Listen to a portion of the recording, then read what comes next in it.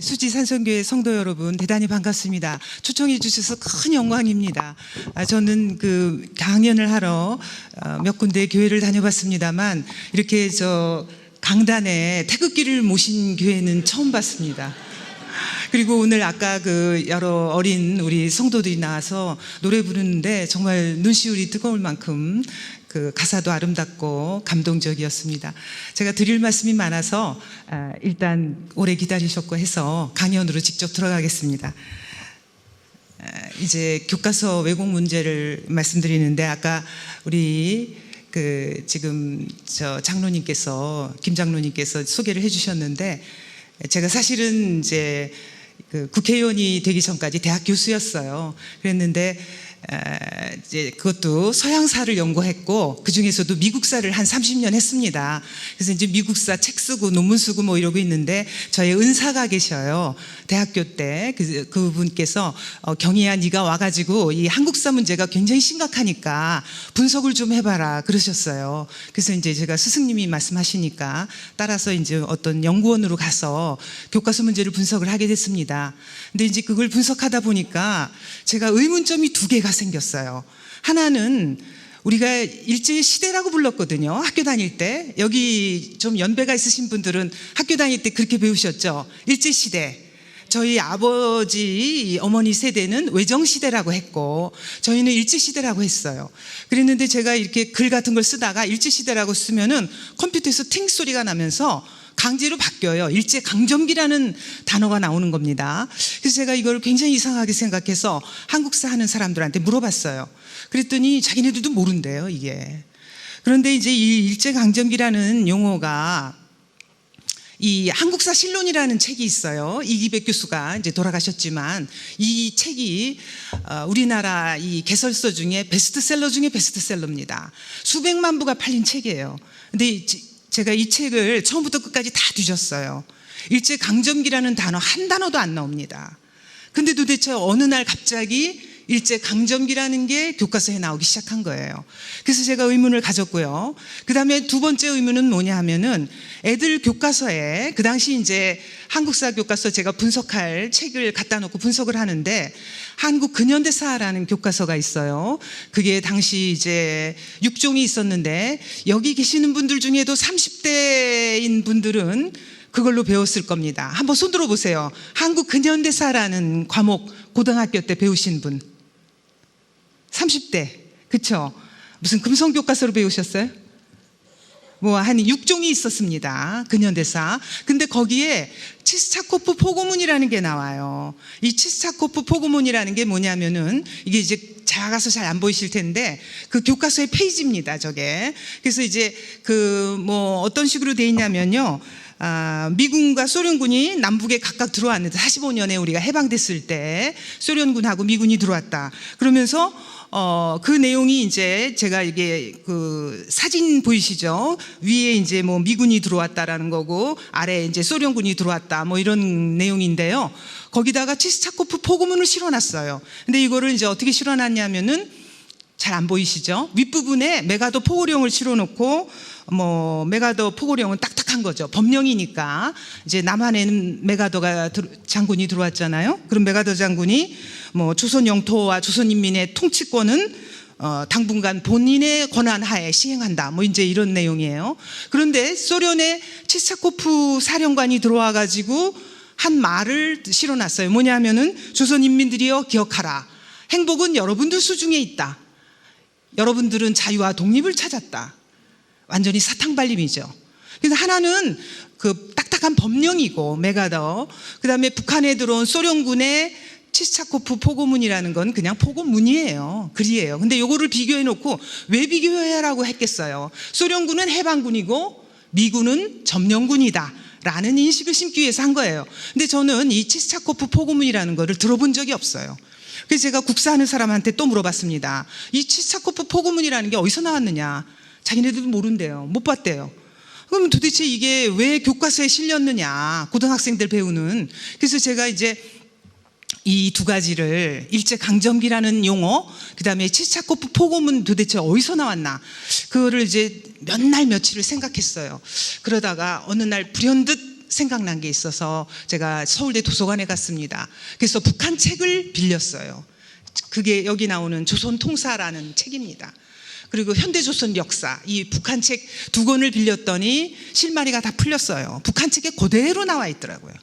북한 책에 어떻게 돼 있냐면 우리가 45년 8월 15일에 해방이 됐는데 일제강점기로부터 해방이 됐다는 거예요. 근데 소련군이 들어와서 북한은 해방이 됐는데 남한은 미군이 들어와서 또 점령했다. 그래서 자기네는 일제강점기로부터 해방되었으나 남한은 아직 해방이 안 돼서 미제강점기가 시작이 됐다. 그러니까 일제강점기와 미제강점기는 짝을 이루는 용어더라고요. 그래서 미제강점기가 시작됐으니까 남한 인민을 해방시켜야 된다. 그래서 해방시키려고 한 전쟁이 뭡니까? 6.25 전쟁으로 쳐내온 거예요. 그래서 6.25 전쟁, 우리는 6.25 전쟁이라고 하는데 저 사람들은 조국 해방전쟁이라고 불러요. 왜? 우리가 미제에 의해서 강제 점령당해 있답니다. 그래서 우리를 해방시켜 주려고 6.25 전쟁을 일으켰다는 거죠. 그래서 제가 참 어이가 없어서 내린 결론은 뭐냐? 아니 도대체 뭘 연구를 한 것도 아니고 북한 책을 그대로 베껴가지고 우리 애들 교과서를 만들었구나. 그래서 제가 30년 했던 미국사 연구를 그 길로 접었습니다. 내가 한가하게 남의 나라 연구할 때가 아니구나. 그래서 이제 그 이후에 한국사로 완전히 돌아섰고요. 그래서 이제 이승만 시대, 박정희 시대를 연구했고요. 한 4년 그 한국사 연구에 전념을 했고, 그 다음에 이 교과서가 어떻게 왜곡됐나 하는 것을 책을 2권을 펴내고 계속해서 논문을 쓰고 뭐 하다 보니까 이제 어쩌다 국회의원으로 국회에 오게 됐습니다. 그렇게 해서 이제 이 교과서 문제를 이제 분석을 했는데요. 지금 이 현재 그 교과서가 어떤 식인가 이제 말씀을 드릴게요. 이게 지금 실제 학교에서 고등학교에서 쓰고 있는 한국사 교과서 9가지가 있어요. 9종이 있는데 그중에 한 교과서의 목차입니다. 그러니까 여러분이 이제 한국사 교과서라고 그러면 어떻게 생각하세요? 옛날에 학교 다닐 때 한국사 어떻게 배우셨어요? 무슨 구석기 시대 뭐 빗살무늬 토기가 어떻고 뭐 막 삼국시대 고구려 백제 신라 뭐 해서 통일신라 고려 막 이렇게 배우셨죠? 그러다가 한 조선 어디 배우다가 끝나요. 학기가 끝나서 끝납니다. 지금은요 전혀 아니고요. 어떻게 돼 있냐면은 구석기 시대부터 시작해서 조선 개항기 19세기 후반의 개항기까지를 한 챕터로 딱 몰아버렸어요. 그리고 나서 완전히 그 근현대사밖에 없어요. 이 챕터 2장, 3장, 4장은 다 근현대사예요. 저게 북한의 역사 교과서하고 똑같은 포맷입니다. 왜냐하면은 애들한테 뭐 삼국시대 이런 거 가르쳐 봤자 애들이 이제 현재를 모른다 이거예요. 그래서 현재를 인식하게끔 해서 애들을 이제 저 2가지가 뭐냐면 근현대사라는 거는 일제시대에는 이제 항일 투쟁했다. 그 다음에 현대사는 민주화운동 했다. 해서 항일하고 민주화운동 2가지만 가르치는 겁니다.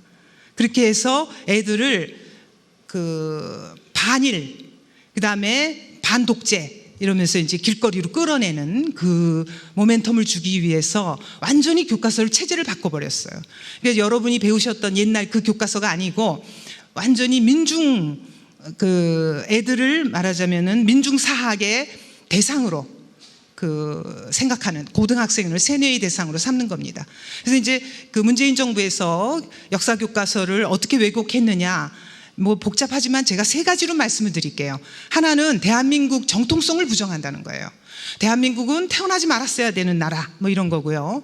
2번째는 어떻게 하든 대한민국을 깎아내리는 겁니다. 그런데 이제 왜 깎아내리겠어요? 북한을 띄우려고 하는 거예요.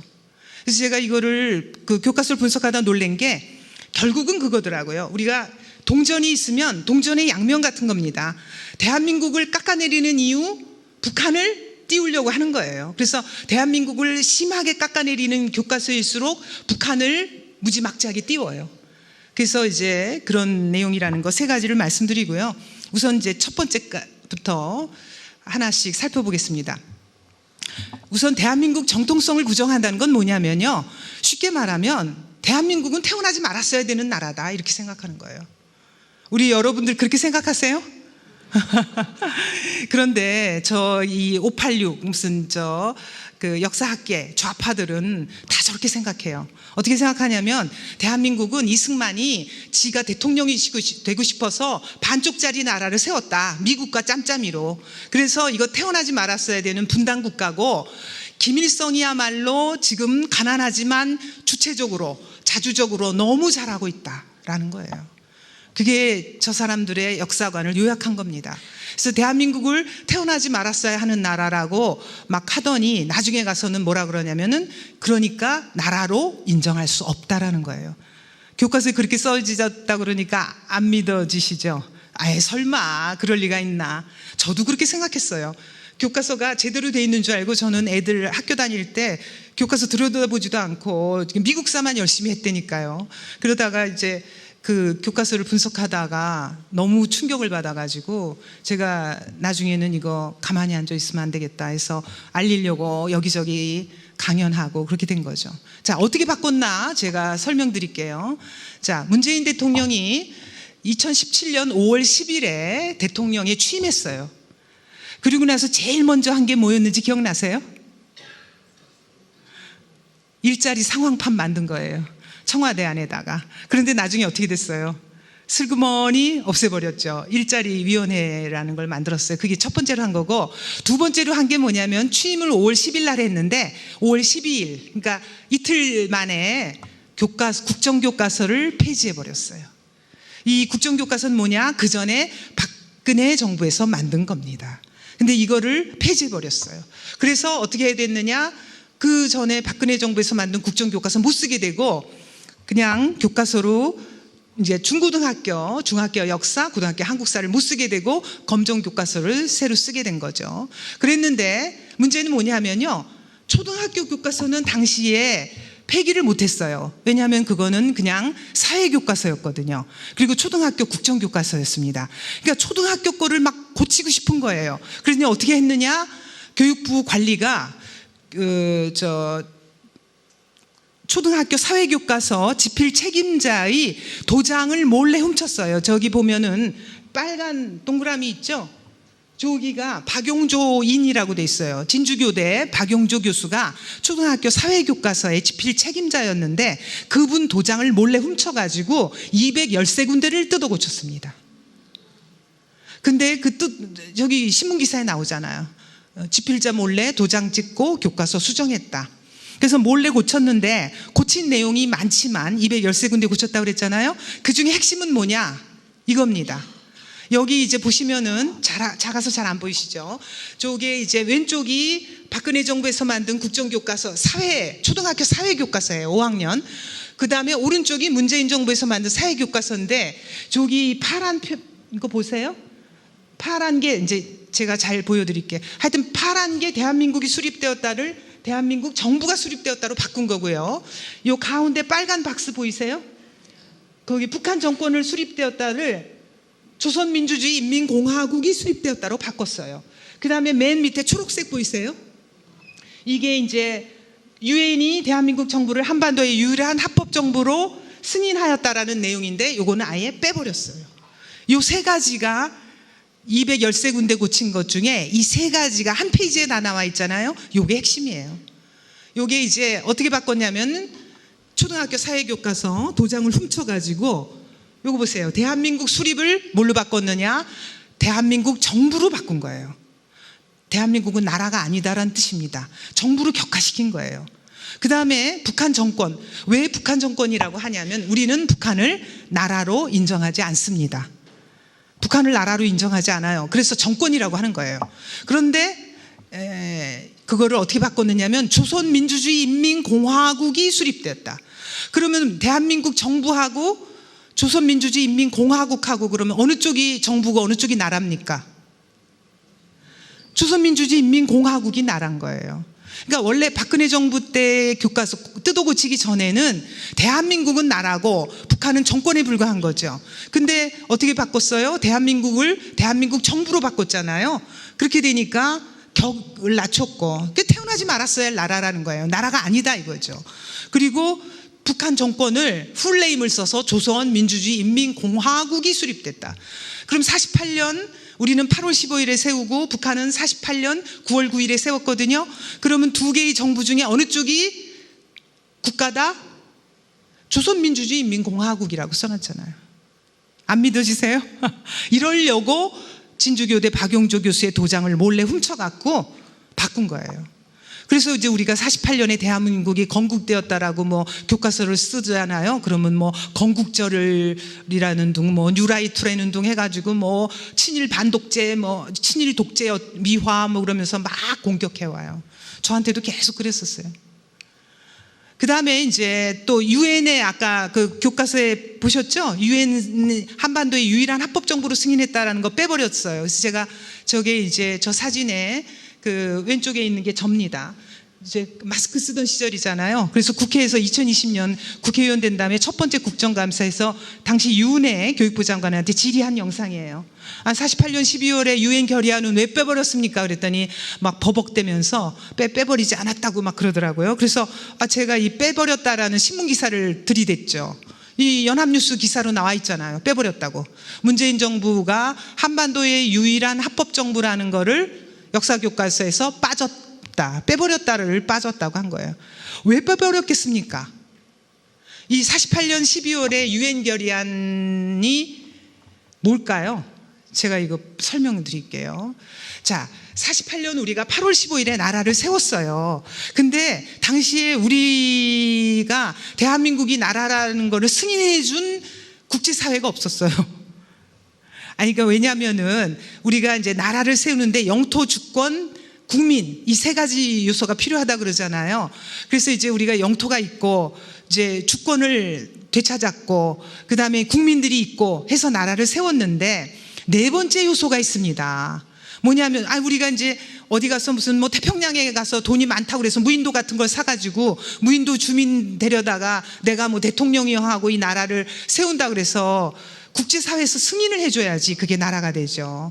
근데 이제 국제사회 승인이 필요한데 이승만 대통령은 이거를 잘 알고 계셨어요. 왜냐하면 이승만 대통령은 프린스턴 대학의 국제정치학 박사세요. 그래서 그 이제 우드로 윌슨 대통령이 프린스턴 대학 교수일 때 그 밑에서 박사 학위를 하신 거예요. 그래서 이제 국제정치학을 하셨기 때문에 국제사회의 승인이 중요하다는 걸 알고 계셨어요. 그래서 48년 8월 15일에 나라를 정부를 수립하기 전에 8월 11일에 저분들을 저기 나오는 저분들을 유엔의 대표단으로 임명했어요. 그래서 빨리 파리에 가라. 왜냐하면 이제 그때는 지금은 유엔 본부가 어디 있습니까?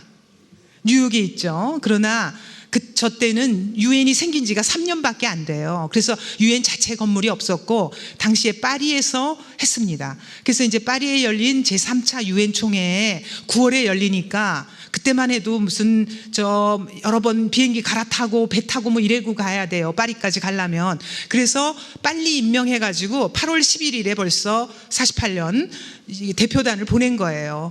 그래가지고 장면 박사를 대표단장으로 하고 그래서 이제 장면 박사의 당시 여권이 우리나라 대한민국 여권 제1호입니다.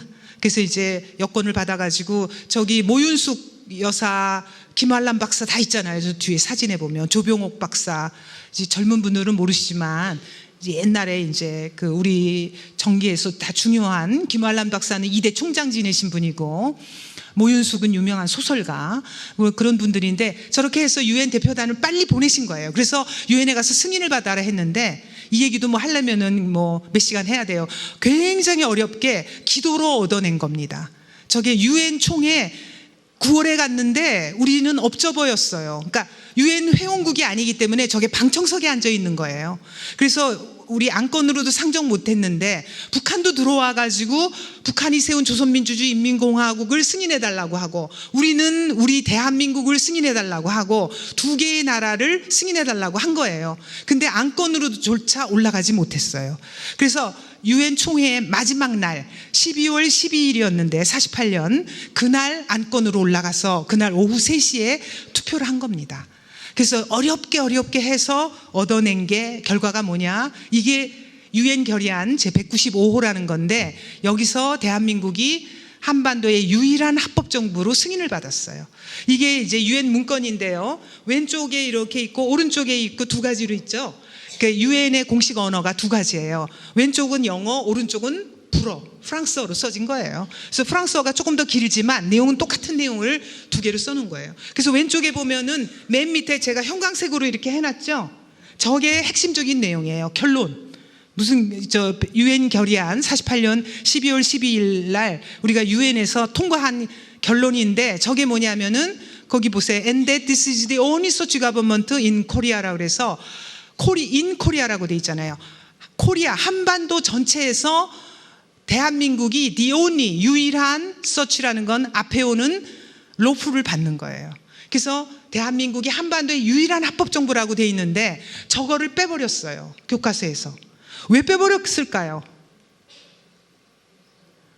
북한도 합법정부라고 하려고 그러는 거예요. 우리가 유일한 합법정부라고 하니까 그게 못마땅해서 북한도 합법정부라고 하려고 저거 빼버린 겁니다. 그런데 유은혜 장관이 안 빼버렸다고 거짓말하고 있는 거 아니에요? 아까 이게 그거 아닙니까? 제가 이거 왜 빼버렸냐고 국회에서 물어보니까 유엔 결의안 아까 빠졌잖아요. 초등학교 애들 교과서에서 유엔 결의안 빼버린 거예요. 한반도의 유일한 합법정부라는 거. 응? 왜 빼버렸겠어요? 북한 때문에 그러는 거예요. 저 사람들은 그 빼버리고 나서 대신 거기다 뭘 넣냐면 우리가 나중에 유엔에 북한하고 남북한 동시 가입했다만 집어넣은 거죠. 그러니까 이런 식으로 그 대한민국이 유일한 합법정부라는 꼴을 못 보는 거예요. 그래갖고 교과서에서 또 날조를 했어요. 저기 보세요. 너무 작아서 잘 안 보이실 텐데 제가 아까 7차 근현대사 교과서 얘기했잖아요. 그게 2003년부터 2009년까지 거의 한 10년 동안 우리나라에서 쓴 교과서인데 거기에서 뭐라고 써놨냐면은 갑자기 그 전에 교과서에서는 다 국정교과서에서는 대한민국이 한반도의 유일한 합법정부라고 써져 있는데 갑자기 2003년에 그 교과서서부터 뭐라고 썼냐면은 선거가 가능하였던 한반도 내에서 유일한 합법정부래요. 그러니까 남한만의 합법정부니까 북한에서는 또 북한도 합법정부라고 손들어 주는 겁니다. 저게 다 국가보안법 무력화시키고 그러는 저기예요. 그러니까 저런 식으로 원래 우리가 원문 보셨죠? 아까 그 유엔 결의안 195 원문에는 인 코리아 한반도 전체에서 유일한 합법정부라고 돼 있어요. 그런데 저거를 저런 식으로 선거가 가능한 지역에서의 유일한 합법정부라는 등 이런 식으로 날조를 하는 겁니다. 위조. 유엔이라는 국제 문서까지 위조해요. 정말 지독한 사람들이. 저는 저거 보고 정말 놀랐어요. 어떻게 저럴 수가 있나. 인간이 양심이라고는 없어요. 근데 저렇게 만든 계보도 얘기하려면 복잡한데 리영이라고 옛날에 그 한양대 교수하던 사람이 있고 그 밑에 박원순이 있어요. 박원순 전 서울시장이 저런 식으로 하면서 국가보안법 폐지 운동을 한 거예요. 이게 다 국가보안법하고 관계된 겁니다. 북한을 합법적으로 몰아가는 사람들. 그래서 이제 이 유엔의 승인이 48년 12월 10일 우리가 유엔에서 한반도의 유일한 합법정부로 승인받았다는 게 얼마나 중요한 건지 제가 말씀드릴게요. 자, 48년 12월 12일에 유엔에서 유일한 합법정부로 승인받았잖아요. 그리고 나서 1년 반 후에 뭐가 일어났습니까? 6.25 전쟁이 일어났잖아요. 그랬더니 어떻게 했어요? 유엔군이 우리나라를 도와주러 왔잖아요. 자, 보세요. 지금 우크라이나하고 러시아하고 전쟁하는데 도와주러 갑니까? 아무도 안 가잖아요. 저게 왜 그랬느냐 하면요. 유엔이 우리가 그때 북한하고 그러니까 DPRK, ROK 대한민국 조선민주주의인민공화국 중에 대한민국이 한반도의 유일한 합법정부라고 했는데 니네 불법적인 정권이 왜 우리가 합법적인 정권이라고 한 거를 쳐들어와 이렇게 된 거예요. 그래서 저때 처음으로 유엔군이 조직된 게 역사상 처음이에요. 이 지구촌의 역사상 처음이에요. 그래서 유엔군이 조직돼서 16개국의 유엔군이 우리나라에 파병이 됐잖아요. 굉장히 중요한 겁니다. 그래서 저거 없었으면요. 그러니까 이승만 대통령의 해안이라고 그럴까? 미래를, 앞날을 내다보는 예지력이 있으셔요. 그래서 이승만 대통령은 정말 하느님이 내려주신 인물입니다. 그래서 이제 예지력이 있으셔서 유엔에서 승인을 받았기 때문에 우리가 6.25 전쟁에 소련군이 탱크, 당시 최첨단 무기였어요. T-34라고 그래서 지금 무슨 우리가 미국이 이제 최첨단 무기 갖고 있습니다만 당시에는 소련군 탱크가 최첨단 무기였는데 그거를 수백 대를 몰고 내려왔잖아요. 그 우리 맨주먹, 우리 탱크 몇 대 있었습니까? 0이에요, 0. 당시 우리 전투기 몇 대 있었습니까? 0이에요.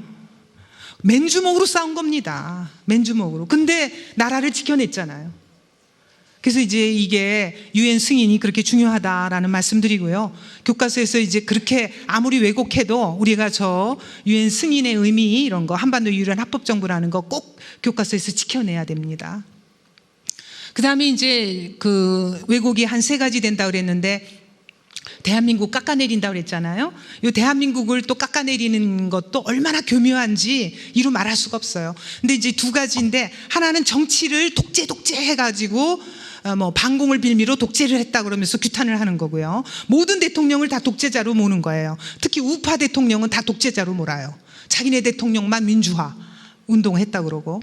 그리고 2번째는 우리의 이제 경제 성장 이거를 또 깎아내리는 이렇게 2가지를 해요. 그래서 우선 정치를 독재를 했다라고 하는 거를 제가 보여드릴게요. 이게 아까 그 근현대사 교과서 2003년부터 9년까지 한 우리나라 한 10년 가까이 쓴 교과서가 있다고 그랬는데 그중에 6종 중에 금성 교과서가 제일 심각한 왜곡된 교과서예요. 그래서 이제 이 교과서를 제가 분석을 해보니까 이승만 독재, 박정희 독재, 군부 독재해서 독재라는 말을 13번을 썼어요. 그런데 놀라운 사실은 똑같은 책에서 북한에 대한 독재라는 게 몇 번 나오겠습니까? 단 한 번도 안 나와요. 제가 이거를 연구원에 있을 때 인턴을 시켰는데 그 인턴이 와가지고 박사님 이상해요. 이게 남한에 대해서는 독재라고 13번이나 있는데 북한에 대해서는 독재라는 말이 아무리 찾아도 안 나온대. 자기가 그래서 잘못 찾았나 해가지고 한 3번 봤다는 거예요. 근데 아무리 찾아도 독재라는 말이 안 나온대요. 그러니 이게 무슨 뜻이겠어요? 그러니까 이게 얼마나 말이 안 되냐면요. 이게 그 이승만 독재, 박정희 독재 뭐 해가지고 그러니까 이게 무슨 뜻이냐면요. 이승만, 박정희보다 북한의 김일성 그 3대 세습한 독재가 북한은 독재가 아니고 우리 이승만, 박정희 대통령이 독재라는 거예요. 이게 말이 됩니까? 북한에 대해서 독재라는 말이 한마디도 없어요.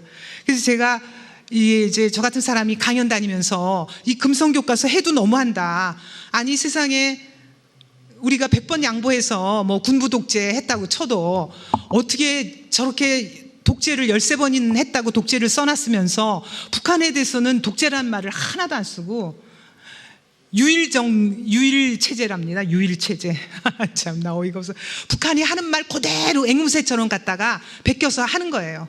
북한의 말이라 그러면은 그 말을 그냥 모셔다가 그대로 교과서에 써서 유일체제라고 써놨어요. 유일체제라는 체제가 무슨 체제입니까? 난 뭔 유일신도 아니고 하느님도 아니고 무슨 유일한 게 있다고 그렇게 써놨어요. 그래서 제가 이제 강연 다니면서 아니 이런 식으로 막 북한에 대해서는 독재라는 말이 한 번도 없다는 게 말이 되냐 그랬더니 최근의 교과서는 어떻게 해놓는 줄 아세요? 최근의 교과서는 북한이 독재를 했다는 말을 제목에는 써놨어요. 내용에는 거의 없고 제목에 3개 써놨습니다. 저게 이제 지금 동아 출판사에서 나온 교과서 지금 9종 지금 현재 고등학교 애들이 배우고 있는 교과서예요. 저거 보시면은 오히려 더 늘어났어요. 아까 거보다. 남한에 대한 독재가 아까 13번이었잖아요. 지금 보세요. 몇 번으로 늘어났나? 27번으로 늘어났어요. 더 많이 독재 해갖고 40년 독재했다 써놨어요. 그러면서 북한에 대해서는 독재라는 말 이제 제가 막 왜 한 번도 안 나오냐고 그랬더니 3번 나왔는데 영혼이 없어요. 그냥 제목에만 독재라고 써놨지 실제로는 쟤네들은 그 좌파는 북한을 독재로 보지 않아요. 너무 잘하고 있대잖아요. 김일성이 가난하지만 자주적으로 너무 잘하고 있대. 참 기가 막힌 노릇입니다. 그래서 이제 독재라고 써놨고요. 그러면서 또 뭐라고 써놨냐면 교과서에 반공을 빌미로 독재를 했대요. 우리 대통령들이 반공을 빌미로 독재를 했다. 근데 이게 얼마나 거짓말인가 제가 깨우쳐 드릴게요. 여기 이제 연배 있으신 분들은 아시죠? 68년 1월 21일 날 뭐가 일어났습니까? 북한의 무장공비 김신조를 비롯한 33명의 무장공비가 들어와서 어떻게 됐어요? 청와대 앞까지 갔잖아요. 거기서 수도 경찰서장 다 죽고 얼마나 많은 사람들 죽었습니까? 청와대 앞까지 갔어요. 그래서 우리가 무서워서 벌벌 떤 사람들 많았고 68년에 이민 간 사람 많아요. 전쟁 나나 보다 그래가지고. 그리고 그 해에 68년 10월부터 12월까지 강원도 울진 삼척에 무장공비가 수십 명 들어와갖고 해집고 다니면서 우리 주민들을 다 죽였잖아요. 그 유명한 이승복 사건 아시죠? 거기서 어느 집에 들어가가지고 막 횡포를 부리니까 그 어린애가 당시 초등학교 몇 학년이었더라? 이승복이 3학년인가 4학년이었는데 나는 공산당이 싫어요. 그랬더니 입을 찢어 죽이자는 거 아니에요. 그랬는데 그 몰살을 시킨다고 다 죽였는데 이승복 형이 살아남았어요. 그래서 다 증언을 한 거 아닙니까? 그래서 그게 다 68년에 같은 해에 일어난 일이고요. 68년에 아까 김신조가 침투한 게 1월 21일이고요. 이틀 후에 미국 해군의 푸에블로호가 납북됐었잖아요. 그게 같은 며칠 상관으로 일어난 일이에요. 그래서 육해, 그 다음에 공군은 그 이듬해인 69년에 미군 정찰기가 동해상에서 격추가 됐어요. 그래서 다 전부 죽었죠. 그래서 육해공에서 전부 쳐들어와가지고 이거 제2의 6.25 전쟁이 나는 게 아니냐라는 그런 때가 있었습니다. 그래서 이때에 반공을 한 거는 우리가 반공을 안 할 수가 없어요. 왜냐하면은 동해안 같은데 무장공비가 들어와서 그 주민들을 다 죽이고 다니니까. 그래서 그때 생긴 게 뭡니까? 68년에 향토예비군이 생겼어요. 왜냐하면은 그 주민들 자기 지역에 무장공비가 출몰 하면은 그 지역에 향토예비군이 있어서 거기를 지켜야 되겠다 이런 거죠. 그 다음에 주민등록증도 생겼어요. 왜냐하면은 무장공비가 청와대 앞까지 갔는데도 무장공비인 줄 모르고 사람들이 횡행하고 다니니까 우리는 이제 주민등록증을 휴대하고 다녀라. 그렇지 않으면 이제 간첩은 주민등록증이 없으니까 그 간첩을 색출해내기 위해서 한 거예요. 그러니까 반공이라는 거는 공산주의가 있었기 때문에 반공은 우리가 생존을 위해서 저절로 한 겁니다. 당시에 반공을 안 했다 그러면 그거는 대통령으로서 직무유기예요. 반공을 안 하고 우리가 어떻게 살아남았겠습니까? 이거 보세요. 이게 당시 우리가 살던, 지금 우리 지구상에서 제일 큰 유라시아 대륙이잖아요. 우리가 저기 동쪽 끝에 매달려 있는데 이게 얼마 전까지만 해도 공산주의 국가를 빨갛게 해놓으면 이렇게 됐었어요. 자, 저기 보세요. 소련이 맨 위에 있는 게 소련입니다. 소련이 지구상에서 제일 먼저 공산화됐죠. 그래서 이제 소련이라는 공산화된 나라고요. 그 다음에 소련이 제2차 세계대전 때 우리랑 미국, 영국이랑 같이 연합군이었잖아요. 소련이 지금 점령했던 지역 보십시오. 이 소련이 점령했던 지역이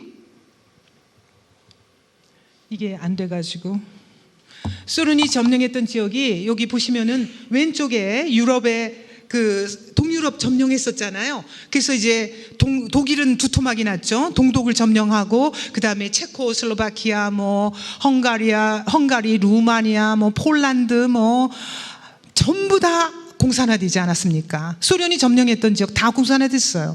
그랬죠. 그 다음에 중국이 공산화되지 않았습니까? 49년 10월에 국공내전에서 우리는 장개석 정부가 승리할 줄 알았더니 공산당이 마오쩌둥이 승리했어요. 그래서 이제 국민당은 타이완으로, 대만으로 내모 쫓기고 중국 본토를 차지했어요. 그래서 어떻게 됐습니까? 북한에는 김일성 공산정권이 들어서고 우리는 보세요. 유라시아 대륙 동쪽 끝에 외로운 섬나라입니다. 저기서 우리가 비빌 언덕이 있어요. 어디 하나도 있습니까? 저런 상황에서 우리가 반공을 안 했으면은 벌써 공산화 됐죠. 이 지도만 하나만으로도 이게 우리 대한민국이 공산화되지 않고 자유민주주의 국가로 살아남은 것은 이건 기적이에요. 네, 이게 그냥 기적이 아닙니다. 이런 상황이 헤쳐나갈 수가 없죠. 베트남도 공산화된 거 보세요. 베트남이 월맹보다 월남이 훨씬 잘 살았잖아요. 수십 배의 경제력을 가지고 있었어요. 그런데도 공산화됐습니다. 근데 우리는 이 공산화되지 않았잖아요. 이게 기적입니다. 그래서 이제 반공을 빌미로 독재를 했다라는 거는 저 공산주의에 친화적인 가까운 사람들이 괜히 생트집 잡는 거고요. 저 당시에 저것은 독재라기보다는 이런 공산주의와 맞서고 있는 나라로서 권위주의 체제로 지속이 된 거예요. 근데 왜 그럼 교과서에서 독재를 강조하느냐? 자기네들이 이제 교과서에 보면 어떻게 돼 있냐면 민주화 운동이라는 거는 반독재 투쟁이다라고 정의를 내리고 있어요. 그러니까 우리를 자꾸 독재라고 해야 자기네들의 민주화 운동의 공로가 커지는 겁니다. 그래서 독재 하다가 이승만 독재, 박정희 독재, 군부 독재 하다가 나중엔 뭐라 그러냐면 저는 제일 기가 막혔던 게 40년 독재를 했대요. 87년, 87년, 지금 우리 헌법이 87년에 만들어졌잖아요. 그럼 87년에 민주화 운동 얘기하면서 40년을 했대. 아니 그럼 48년 나라 세우면서부터 나라 세우자마자 대한민국이 독재로 시작을 했단 말이에요. 그럼 말도 안 되는 소리가 어디 있습니까? 대한민국 나라 세울 때 대한민국의 민주주의 체제라는 건 이 지구상의 어떤 나라보다도 정말 민주화된 체제였어요. 문맹자한테도 투표권을 줬죠. 여성한테도 투표권을 줬죠. 대단한 체제였어요. 그 자유민주주의 체제로 시작됐는데 우리가 무슨 대한민국 출발서부터 독재를 한 것처럼 40년 독재를 했대요. 정말 말이 안 되는 거예요. 왜냐하면 자꾸 독재를 강조함으로써 자기네가 민주화 운동을 했다, 독재를 무너뜨렸다 해서 자기네 민주화 운동의 공로를 크게 하고 오롯이 자기네가 그 공로를 다 차지하려고 그렇게 하는 겁니다. 그러면서 국회에 와서 맨날 민주화 유공자법 제정하라고요 1인 시위하고 피켓 들고 서 있어요. 매일 아침부터 와갖고 돌아가면서 와갖고 민주화 유공자법 제정해라 이런. 그 민주화 특정한 사람들이 했습니까? 우리 온 국민이 지도자와 함께 다 일궈낸 겁니다. 여러분들의 부모, 할머니, 할아버지 이런 분들이 다 같이 한 거지 누가 자기네들의 특정한 공로라고 해요. 물론 민주화에 앞장선 소수의 분들이 계시죠. 그렇지만 무슨 특정한 세력이 하고 지금 민주당이 자기네가 한 세력인 것처럼 하는 것은 그건 옳지 않다 이거죠. 온 지도자와 국민들이 함께 일궈낸 거지 어느 특정 세력이 한 건 아니다라는 거예요. 그 다음에 경제성장도 그래요. 경제성장은 그러니까 민주화 운동은 오롯이 자기네가 했다 그러면서 경제성장은 또 우파 대통령이 한 게 아니래요 또. 그래서 뭐라 그러냐면 이제 이 경제성장을 이렇게 어떻게 썼는지를 교과서 편찬 기준을 보면 아는데 박근혜 정부의 국정교과서 때 편찬 기준은 이 눈부신 고도 경제 성장을 살펴봐라 이렇게 돼 있어요. 그런데 문재인 정부에서 만든 지필 기준은 경제 성장은 정부와 국민이 이룬 성취라는 일국적 시각에 가두지 말고 이렇게 복잡하게 써놨는데 내용은 뭐냐면 우리 대한민국의 경제 성장은 정부와 국민이 이룬 게 아니래요. 그럼 어떻게 이룬 거냐? 세계 경제 변동 과정에서 어떻게 그것이 가능했는지 제시하래요. 이게 무슨 얘기냐면 어렵게 써놨는데 실제로는 뭐냐면 우리의 경제 성장은 국민이 지도자와 함께 일군 게 아니고 세계 경제 속에서 저절로 된 거랍니다. 저절로 됐습니까? 경제 성장이 저절로 되는 나라도 있어요. 그래서 실제로 지금 교과서예요. 지금 동아 한국사 교과서 274쪽에 뭐라고 써져 있냐면 1980년대 중반 이후 전 세계적으로 나타난 저유가, 저달러, 저금리 현상이 3조 호황인데 이에 힘입어서 한국 경제는 86년부터 88년까지 3년간 연 12%에 가까운 고도 성장을 했대요. 아니 그러니까 3조 현상 이게 이제 저유가, 저달러, 저금리가 전 세계적 현상이래요. 아니 그러면 전 세계 경제가 다 12%씩 성장해야지 3년간. 필리핀은 왜 그렇게 못했으며 캄보디아는 왜 12%씩 3년 못해요? 저게 말이 됩니까? 저걸 교과서라고 써놨어요. 그러니까 왜 그렇게 썼는지 아시겠죠? 그러니까 이제 박정희 대통령이 경제성장 견인했다, 이끌고 했다라는 거를 부정하려고 저렇게 써놓은 거예요. 속셈이 너무 뻔히 보이는 거죠. 이게 다 저런 식으로 써놨어요. 그러니까 뭐냐면은 이제 세간에서 민주화 산업화 이렇게 이분법으로 해서 이제 김대중 이런 대통령은 민주화에 앞장섰고 그다음에 이제 우리 박정희 대통령은 산업화의 주역이다 이런 식으로 하니까 그게 싫어서 민주화는 오롯이 자기네 공로지만 산업화는 뭐예요? 세계 경제 속에서 저절로 된 거다. 3조 현상에서. 아니, 저게 얼마나 말이 안 되는지는 연배가 좀 있으신 분들은 아셔요. 우리 어렸을 때 제가 이제 중학교를 장충여중이라는 데를 다녔는데 그 옆에 그 장충체육관이라고 있어요. 지금도 있죠?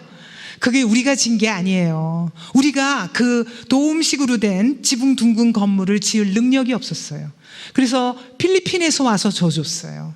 당시 필리핀이 우리보다 훨씬 잘 살았습니다. 그래서 우리가 어떻게 하면 필리핀과 좀 교류를 해볼까 해갖고 박정희 대통령이 필리핀의 마르코스 대통령 이멜다 여사를 초청해가지고 우리가 필리핀에 무던히 잘 보이려고 애를 썼죠. 지금 무슨 왜 키르기스탄 뭐 온갖 탄으로 끝나는 나라 그들이 우리나라한테 좀 어떻게 경제 교류 협력을 해볼까 해서 계속 와서 뭐 같이 하자 하는 거랑 똑같은 거예요. 그랬는데 3조 현상이 만약에 그랬으면은 뭐 필리핀 같은 나라, 캄보디아 같은 나라도 3조 현상은 똑같이 왔으면 12%씩 3년간 성장해야죠. 저 12%씩 연이어서 3년간 성장한 나라는 지구상에서 한 나라밖에 없습니다. 어느 나라입니까? 대한민국 한 나라밖에 없어요.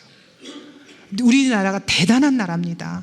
그래서 우리 이코노믹 디벨롭먼트라든가 뭐 이런 미국에서 가르치는 교과서 교재에 그 대한민국 얘기 빼면은 얘기가 안 돼요. 왜냐하면 그 모범 케이스로 나오는 거예요. 이게 그 경제 성장, 우리 지금 올해 경제 성장 목표가 1.25예요. 잘못하면 마이너스 성장으로 가요. 그러니까는 이 12%를 3년 연속했다라는 건 정말 대단한 겁니다. 그래서 이제 우리가 한 80년대만 하더라도 우리 시어머님 같은 경우에 이제 여행 가셔갖고 일본에 가서 코끼리 밥솥 같은 거 사오시고 막 그러셨어요. 우리가 이제 지금은 거꾸로죠. 우리가 뭐 외국 나와도 사올 게 없잖아요. 외국 사람들이 우리나라로 사러 와요. 지금은 이제 우리 한국 화장품 같은 것도 사러 오고요. 얼마나 지금 부탁을 많이 하는데 이렇게 마스크팩 사다 달라고 그러고 막 그래요. 난 처음에 마스크를 사다 달라고 그래서 우리 마스크인 줄 알았어요. 근데 그게 아니라 그 사람들은 마스크팩이라고 말 안 하고 그 마스크라 그러더라고요. 얼굴에 이거를 그 젊은 여성들이 미국에 갈 때 내가 뭘 사갔으면 좋겠냐 그랬더니 이 마스크팩 한국의 K 뷰티라 그래서 화장품을 사다 달라고 그러죠. 우리가 이렇게 지구상에서 가장 가난한 나라 1960년에 우리 국민 소득이요 1인당 60달러였습니다. 한 7천 원인가요? 지금 얼마예요? 7만 원 정도. 1년에.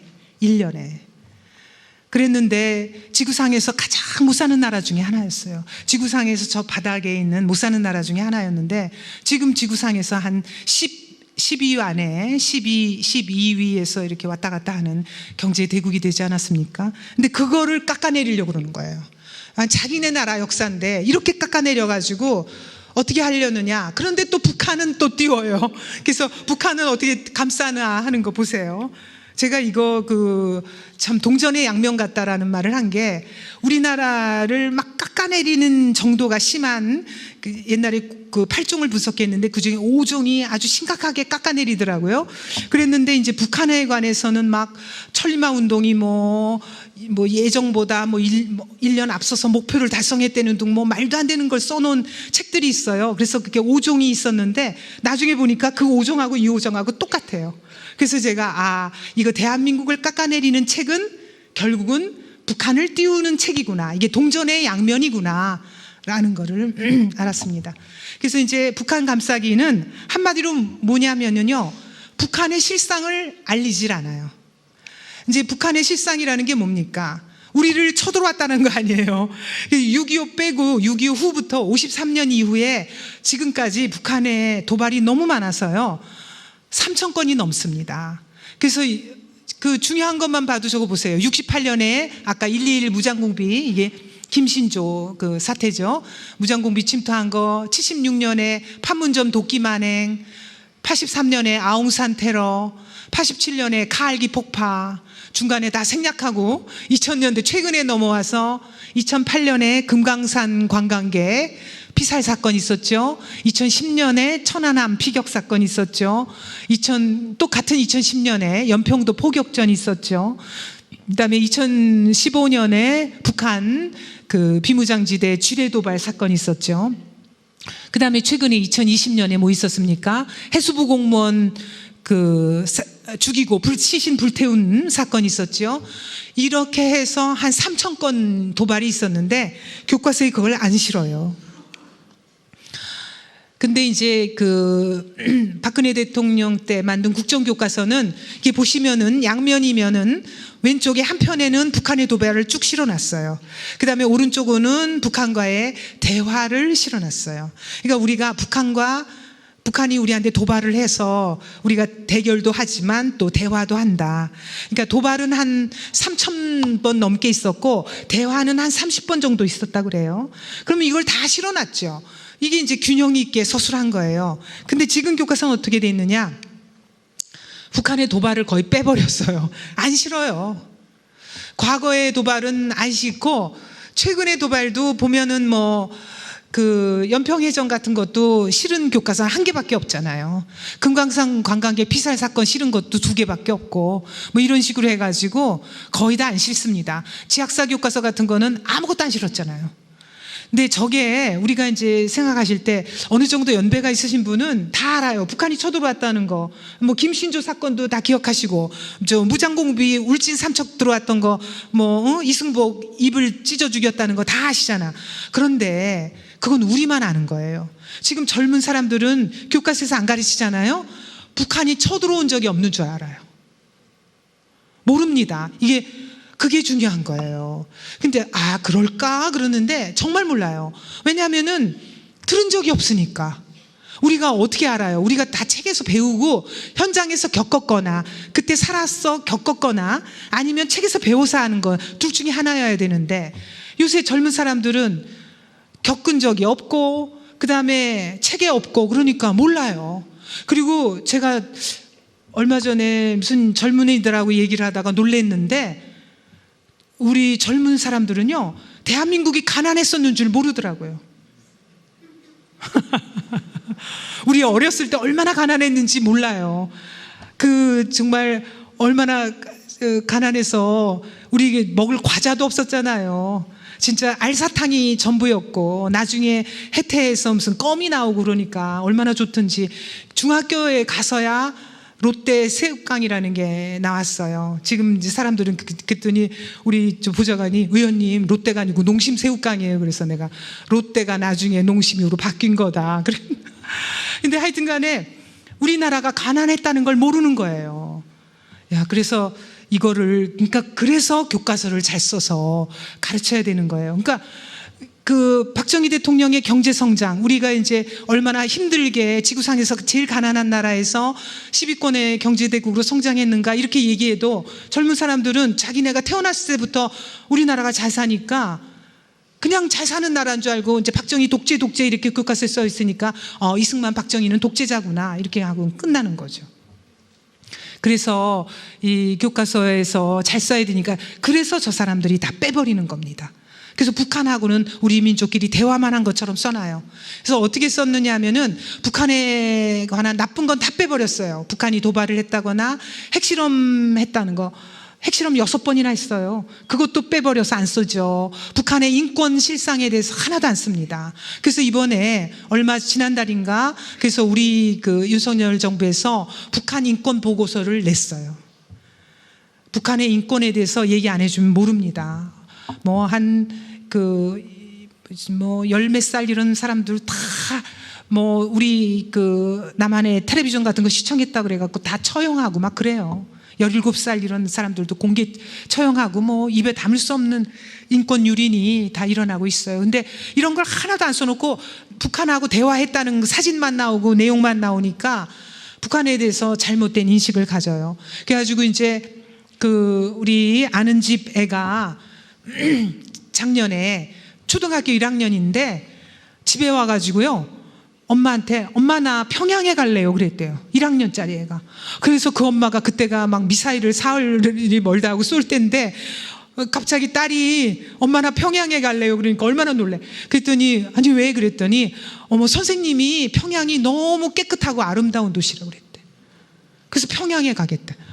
그래갖고 그 엄마가 이거 미국으로 이민 가야 되나 막 고민했던 그런 저기가 있었습니다. 그래서 교과서와 현실이 얼마나 다르냐면 저기 이제 교과서 그 구종에 저 사진이 거의 다 나와요. 그래서 문재인 대통령이 전 대통령이 이제 김정은하고 판문점에서 악수하는 사진을 교과서 구종이 다 실어놨어요. 저렇게 어떤 교과서는 조그맣게 실고 어떤 교과서는 한 면 전체에다 실고 저렇게 실어놨는데 현실은 어떻습니까? 저 오른쪽에 게 뭐죠? 남북연락사무소. 저게 160매덕이 들었어요.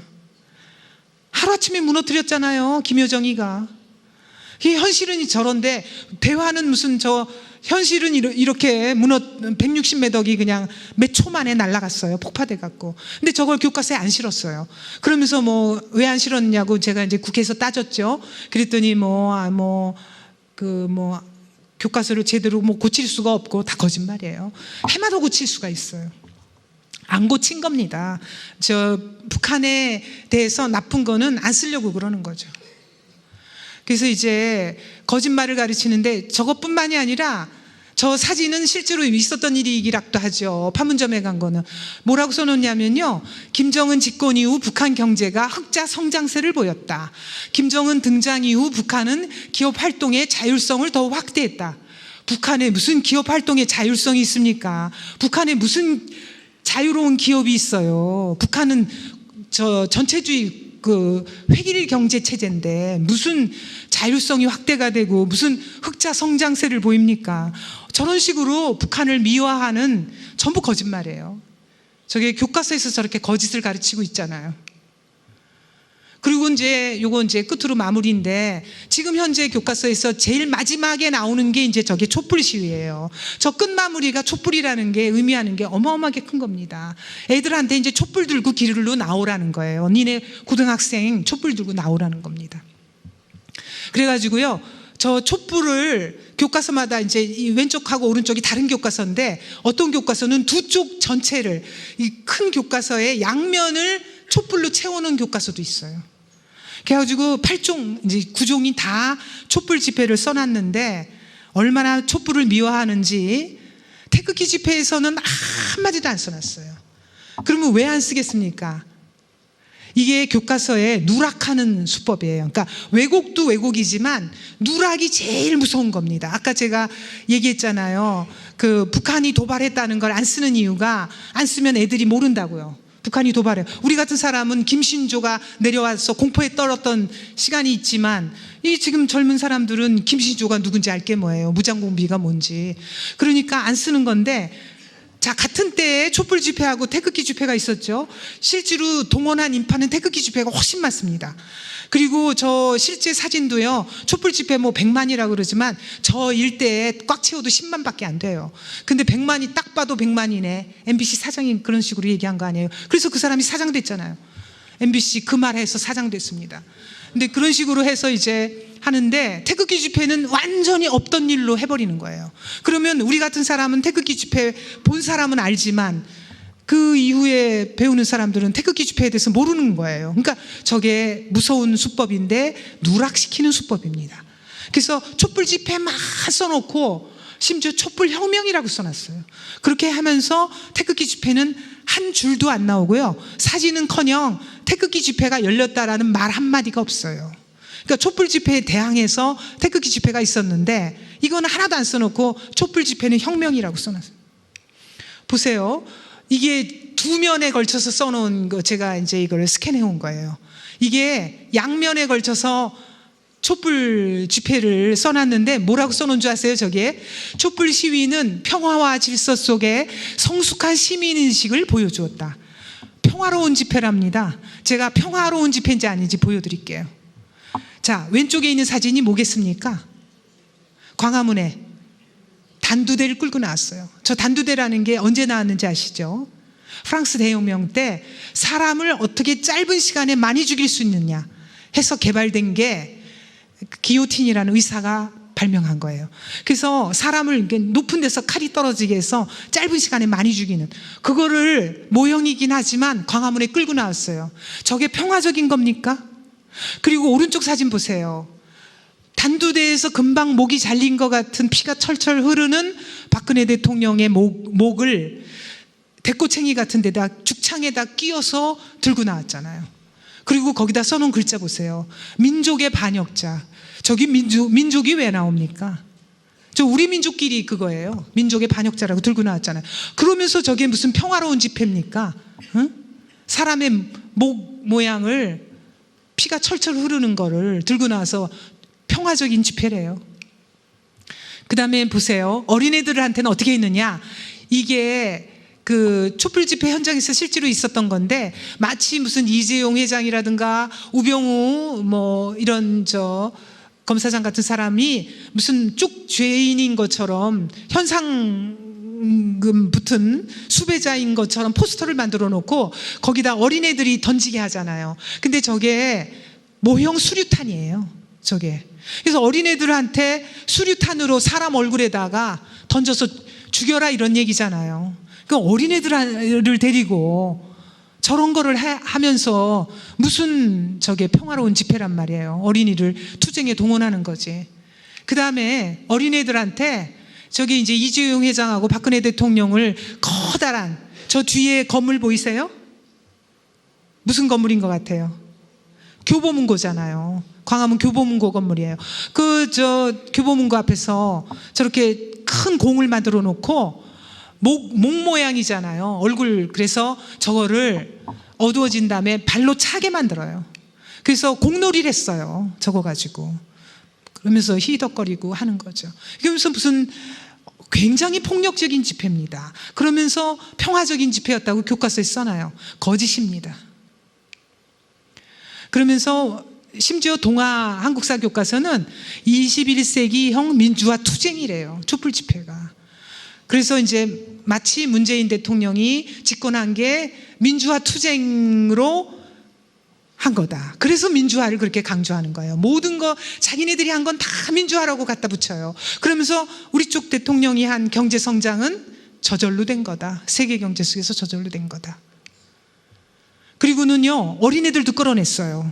저 보세요. 어린애들을 저게 2016년 11월 5일 7시에 세종문화회관 앞에서 어린애들 끌어낸 겁니다.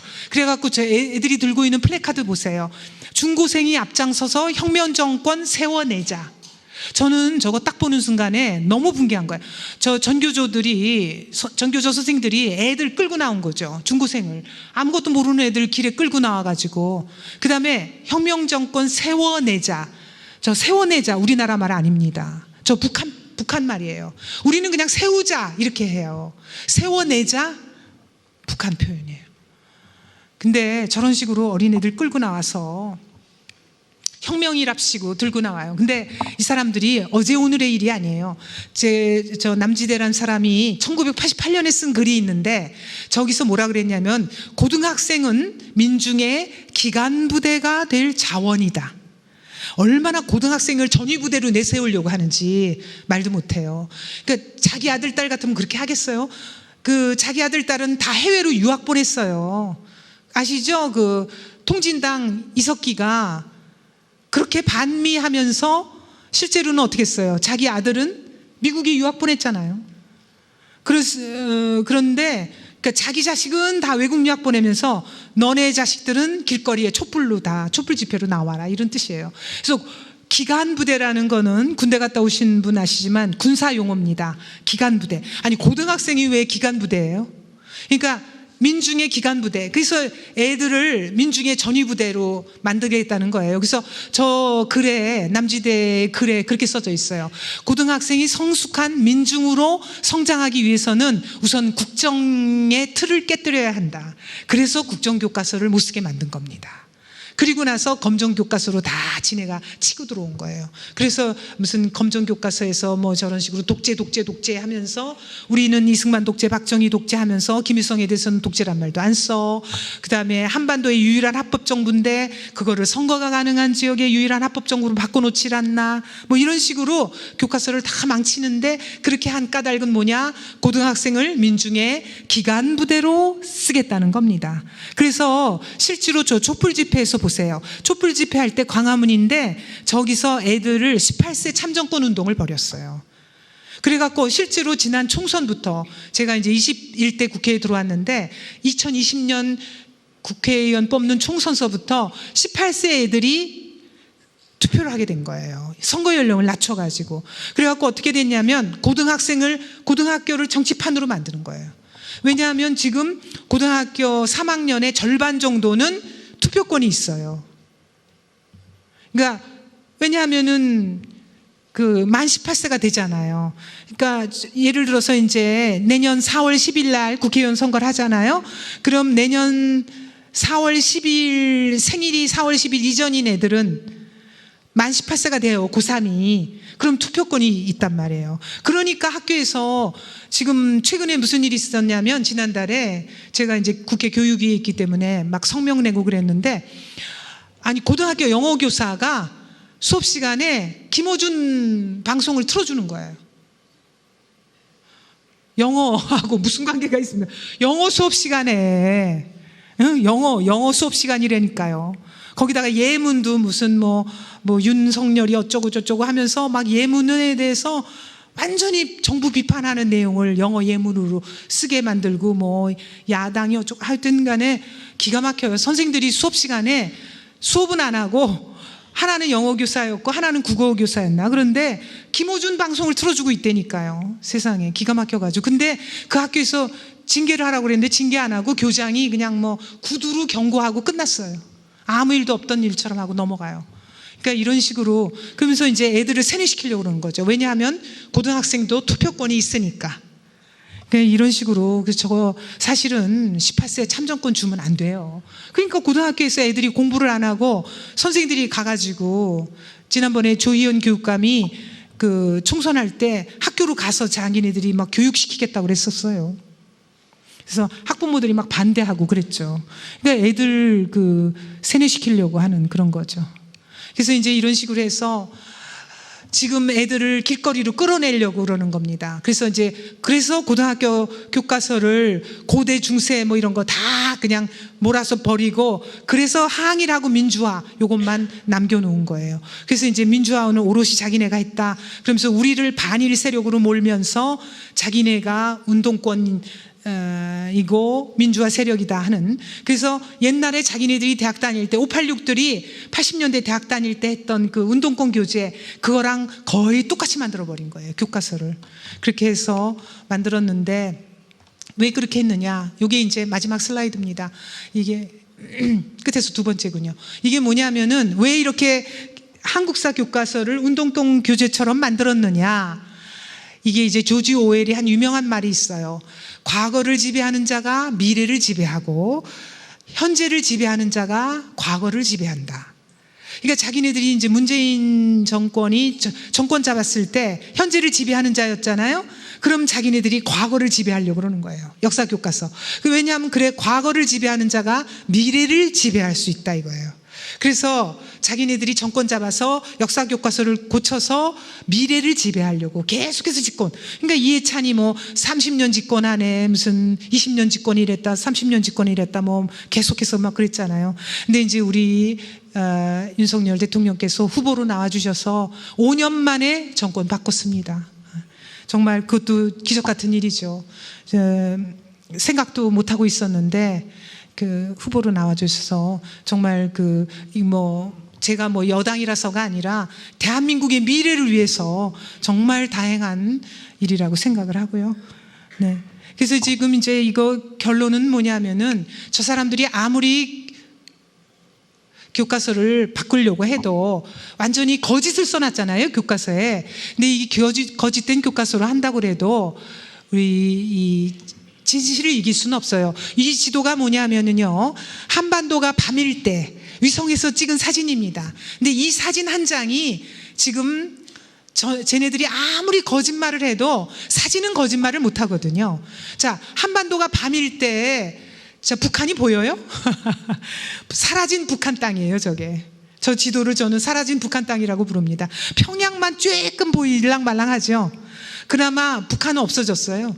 우리 대한민국 보십시오. 수도권 휘황찬란하게, 경기도는 전체, 수도권은 정말 불야성입니다. 밤에도 불이 안 꺼져요. 그 다음에 뭐 이렇게 조금 내려가서 이제 대전인 것 같고, 뭐 광주인 것 같으죠. 그 다음에 오른쪽으로 이렇게 내려간 거는 대구, 부산 이쪽이죠.